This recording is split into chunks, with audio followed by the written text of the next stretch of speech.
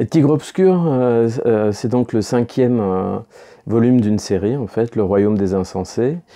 Ce qui m'intéressait dans la série, pour commencer, c'est peut-être la question du temps.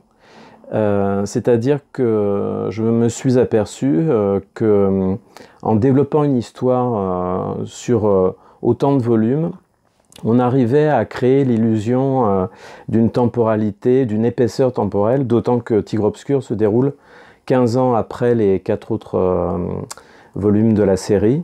Et ça m'a vraiment passionné parce que c'est vraiment la recherche du temps perdu. Ce qui m'intéresse, c'est l'enfance.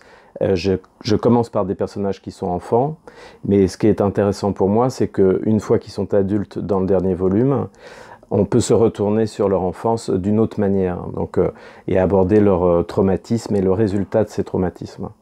Donc ça, c'était un élément important pour moi qui m'a décidé à choisir cette forme de la série. Il y a aussi le fait que la série offre la possibilité de présenter les personnages dans toute leur complexité, pas seulement les personnages principaux, mais aussi des personnages secondaires que dans d'autres livres je n'aurais pas regardé de si près, par exemple la femme de Dapper ou tel ou tel bibliothécaire qu'on voit revenir, ou un journaliste qui apparaît dans le 2e volume et dans le dernier volume. Des choses comme ça qui permettent de créer une profondeur de champ par rapport au personnage.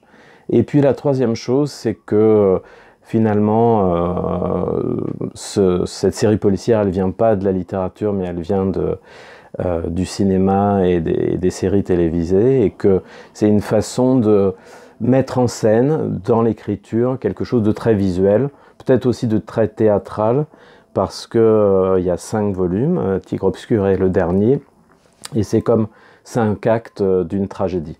Donc voilà, avec Tigre Obscur, je clôt la tragédie et la chute finale.